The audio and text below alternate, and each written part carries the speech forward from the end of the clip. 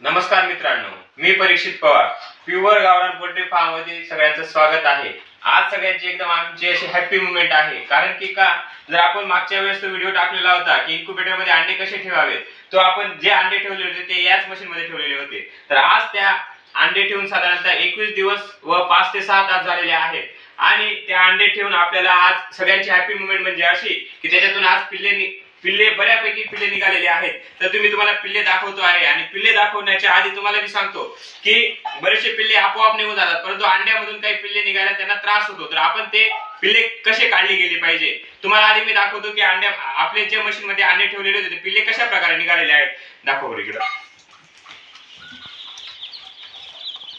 हे बघा, साधारणतः 60च्या आसपास पिल्ले निघालेले आहेत व बाकीच्या अंड्यांमधून अजून पिल्ले निघत आहेत.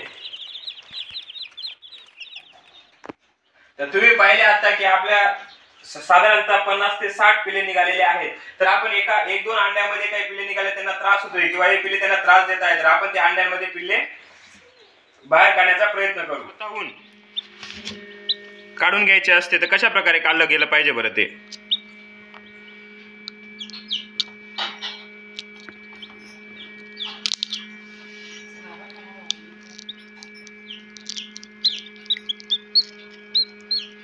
बघा, तुम्हाला लाईव्ह दाखवतोय मी की अंड्यातून पिल्ले कसे बाहेर निघत आहे. हे बघा, हे पिल्ले जस्ट आता अंड्यातून आपण बाहेर काढलेले आहे. हे पिल्ले अंड्यातून बाहेर निघण्याचा कधीचा प्रयत्न करत होते, परंतु तिथे जे पिल्ले आहेत ते त्याला त्रास देत होते.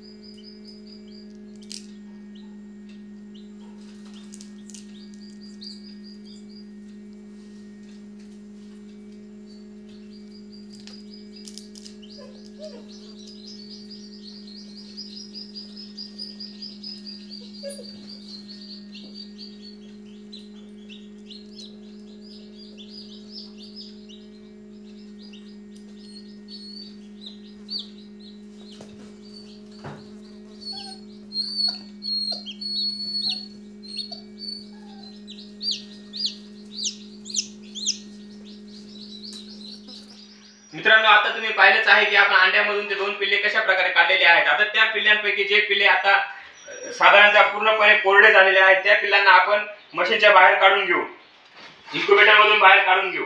तर ते इन्क्युबेटर मध्ये बाहेर काढून आपण त्याला एक मस्त ब्रूडिंग रूम तयार केलेला आहे. त्या ब्रूडिंग रूम मध्ये शिफ्ट करणार आहोत. हे बघा, पिल्लांची क्वालिटी बघा किती छान आहे. दाखवा. हे बघा,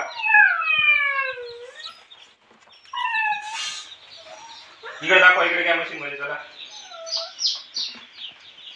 हे बघा पिल्लांची क्वालिटी बघा. हे बघा किती सुंदर असं पक्षी आहे. हे बघा,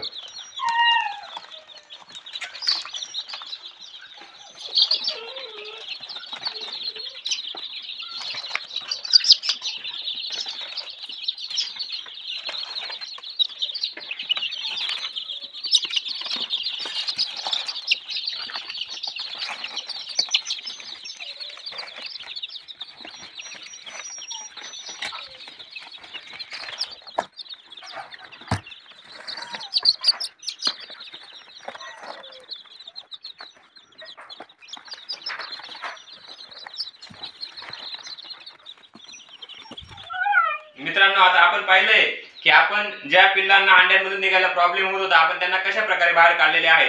आणि जे पिल्ल आता साधारणतः कोरडे झालेले आहेत आपण त्यांना आता जो ब्रूडिंग रूम बनवलेला आहे आपण त्याच्यामध्ये शिफ्ट करणार आहोत. व अशीच तुम्हाला जर नवनवीन माहिती मिळवायची असेल तर या चॅनलला सबस्क्राईब करून बेल आयकॉन दाबून द्या. व्हिडिओ जर आवडला असेल तर लाईक आणि कमेंट्स जरूर करा. आणि तुम्हाला जर अजून आता मी जेव्हा या इन्क्युबेटर मध्ये अंडे ठेवले तो व्हिडिओ पण टाकलेला आहे, त्याची लिंक मी डिस्क्रिप्शन मध्ये मेन्शन केलेली आहे. तसेच जर अंड्यामध्ये पिल्लू आहे का नाही कसे ओळखावे हे सुद्धा लिंक मी डिस्क्रिप्शन मध्ये टाकलेली आहे, तिथून जाऊन तुम्ही बघू शकता. व्हिडिओ आवडल्यास लाईक कमेंट जरूर करा आणि चॅनलला सबस्क्राईब करा. धन्यवाद.